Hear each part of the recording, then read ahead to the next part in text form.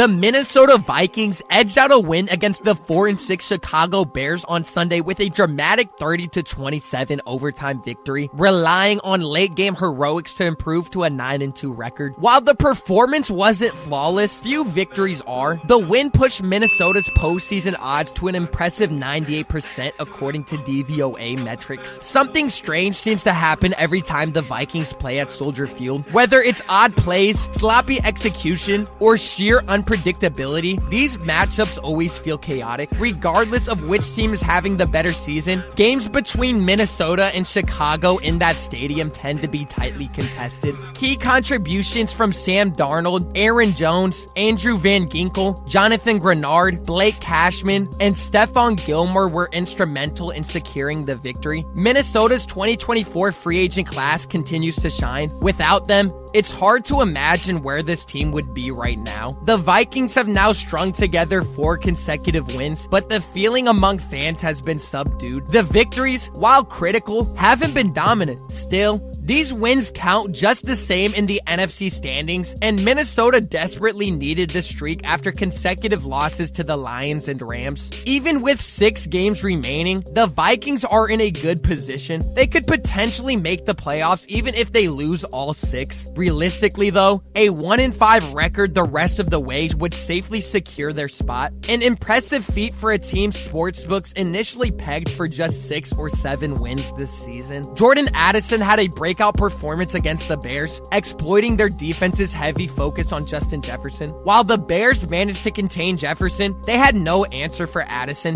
who torched them with 8 receptions for 162 yards and a touchdown. His knack for playmaking was on full display in Week 12, and it's clear that scheming against Jefferson alone won't stop this offense when Addison and TJ Hawkinson are firing on all cylinders. As for Sam Darnold, Vikings fans have spent much of the season wondering if his early success would give way to regression. That fear seemed validated 2 weeks ago in Jacksonville, but on Sunday, Darnold erased doubts with a clutch overtime performance, leading the Vikings on a decisive final drive. He delivered pinpoint passes to his playmakers, proving he has the poise and talent to deliver in high-pressure moments.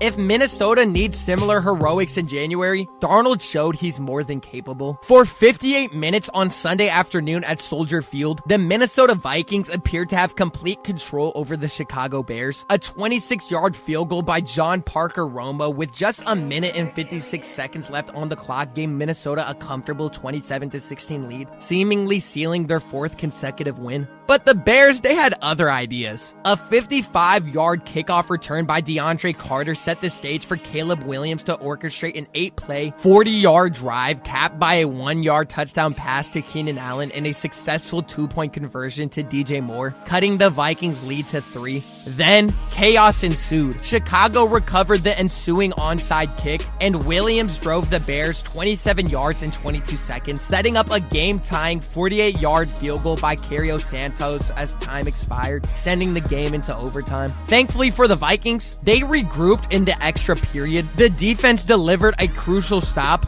and Sam Darnold led a composed 68-yard drive, resulting in a game-winning 29-yard field goal by Romo. The 30-27 victory pushed Minnesota to a 9-2 record, keeping them 1 game behind the NFC North leading Detroit Lions and 1 game ahead of the Green Bay Packers. This was arguably Sam Darnold's best performance of the season. He surpassed 300 passing yards for the first time, completing 22 of 34 attempts for a season-high 330 yards, all while avoiding turnovers for the first time in a month. What stood out most was his calmness under pressure in overtime. After enduring a sack and penalties on the opening play, Darnold bounced back with precision, completing all 6 of his passes for 90 yards to set up the winning kick. His ability to stay composed after a rocky end to regulation was key to the Vikings' victory. With Justin Jefferson blanketed by double and triple coverage, other Vikings pass catchers stepped up in a big way. Jordan Addison had a career day, hauling in 8 of 9 targets for 162 yards and a touchdown, including a career-long 69-yard reception. Addison has become a reliable weapon when Jefferson faces extra attention. TJ Hawkinson also delivered, catching 7 passes for 114 yards on 9 targets. His 29-yard grab in overtime was instrumental in setting up the game-winning field goal. After a quiet game last week, Hawkinson's resurgence was a welcome sight for Minnesota's offense. Aaron Jones, still working his way back from a rib injury, had his best game of the season. He rushed 22 times for 106 yards and a touchdown,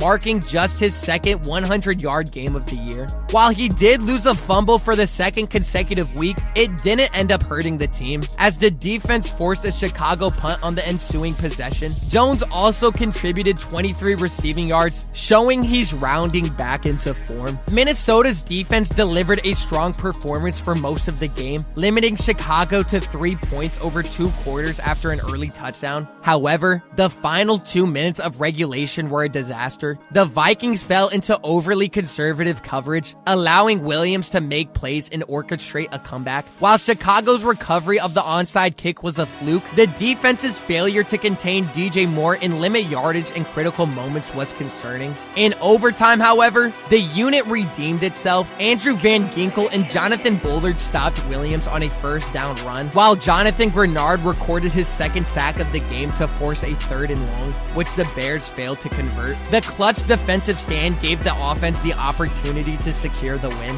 The Vikings dodged the bullet in Chicago, and while they managed to escape with the win, the lackluster finish to regulation serves as a warning. Playing not to lose is a dangerous approach, and while they prevailed this time, it might not work in higher stakes games down the road. Still, with a 9-2 record and a talented roster, Minnesota is well positioned for a deep playoff run if they can address their late game lapses. While Justin Jefferson had a relatively quiet game in Chicago, he delivered when it mattered most, hauling in a crucial 20-yard catch on a dagger concept over the middle during overtime. Historically, Soldier Field hasn't been the kindest venue for Jefferson, but the Vikings now return home, where he'll have opportunities to regain momentum. Minnesota, currently 9-2, is set to host the Arizona Cardinals, Atlanta Falcons, and Chicago Bears in its next 3 games. This season, Jefferson has recorded 61 receptions for 939 yards and 5 touchdowns. Although his 85.4 receiving yards per game is the lowest mark of his career, he remains a dominant force, ranking 2nd in the league in total receiving yards, trailing only Jamar Chase, who has 1,056 yards through 11 games. Heading into the season, and especially after J.J. McCarthy's injury, not a lot of people were sure what to expect out of the Minnesota Vikings season, but the Vikings, now 2nd place in the NFC, 1 game behind the Detroit Lions, are having a start to their season that not a lot of people expected. Like I said earlier, bookkeepers were projecting 6 or 7 wins from them this season. They now already have 9. They're getting ready for a strong playoff push, and they have the roster and the talent to do so. They just have to close out games a little stronger. This team has a nice 3-game home stretch coming up where they'll get Justin Jefferson involved